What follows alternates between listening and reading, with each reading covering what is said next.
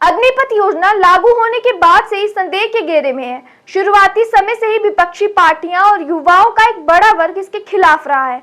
इसी बीच खबरें हैं कि देश की सेना भी अग्निपथ योजना को लेकर एक इंटरनल सर्वे कर रही है। अग्निपथ योजना लागू होने के बाद से ही कई सवालों के घेरे में है।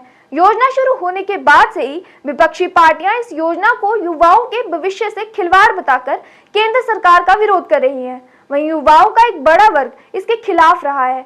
वहीं कांग्रेस नेता राहुल गांधी ने तो ये तक कह दिया कि अगर इंडिया गठबंधन सत्ता में आया तो इस योजना को कूड़ेदान में फेंक दिया जाएगा। सेना में कोई भर्ती नहीं होना चाहता है, कारण अग्निवीर योजना।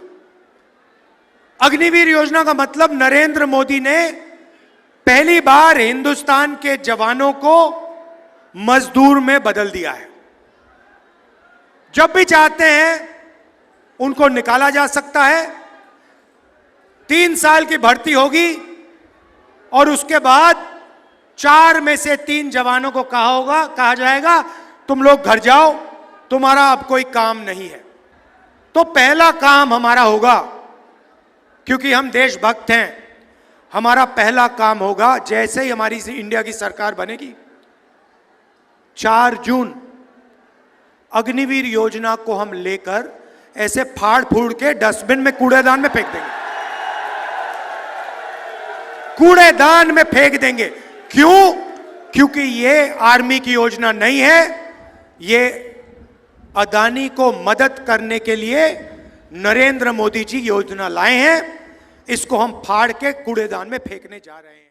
इस बीच खबर है कि देश की सेना भी अग्निपथ योजना को लेकर एक इंटरनल सर्वे कर रही है। ये इंटरनल सर्वे योजना का प्रभाव का आकलन करने के लिए होगा। इस आकलन में अग्निवीर योजना में संभावित बदलावों पर सरकार के लिए रिकमेंडेशन तैयार की जा सकती है। मीडिया रिपोर्ट के मुताबिक सर्वे में अग्निवीरों, सेना के विभिन्न रेजिमेंटल केंद्रों पर भर्ती और ट्रेनिंग कर्मियों, यूनिट और सब यूनिट कमांडरों जिनके अधीन अग्निवीर काम करते हैं सहित सभी हितधारकों से कमेंट मांगे गए हैं और हर ग्रुप के लिए खास प्रश्न रखे गए हैं।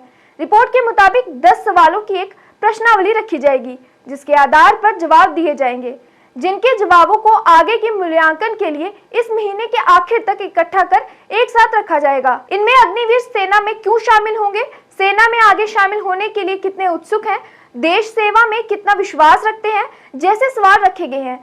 साथ ही सामान्य जागरूकता स्तर, आवेदकों की गुणवत्ता और देश के शहरी और ग्रामीण क्षेत्र के आवेदकों ने ऑनलाइन प्रवेश परीक्षा पर कैसी प्रतिक्रिया दी है, इस तरह के सवाल भी सर्वे में पूछे जाएंगे। सर्वे में इस बारे में भी पता लगाया जाएगा कि अग्निवीर योजना के इम्प्लीमेंट होने के बाद सेना में भर्ती पर क्या प्रभाव पड़ा।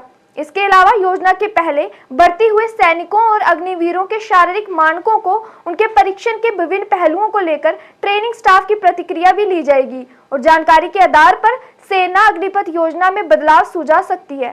आपको बता दें, अग्निपथ योजना की शुरुआत जून 2022 में हुई थी। इसके तहत 4 साल के लिए अग्निवीर तीनों सेना का हिस्सा बनेंगे। इसके बाद 4 सालों के आखिर में सबसे अच्छा प्रदर्शन करने वाले 25% अग्निवीरों की पक्की बहाली होगी। कहा गया कि इससे सेना की दक्षता में इजाफा होगा और वो आने वाले समय में चुनौतियों के लिए बेहतर तैयारी कर पाएंगे। आपको बता दें कि योजना लाने के बाद से बहुत सारे युवा इसके खिलाफ उतर गए थे।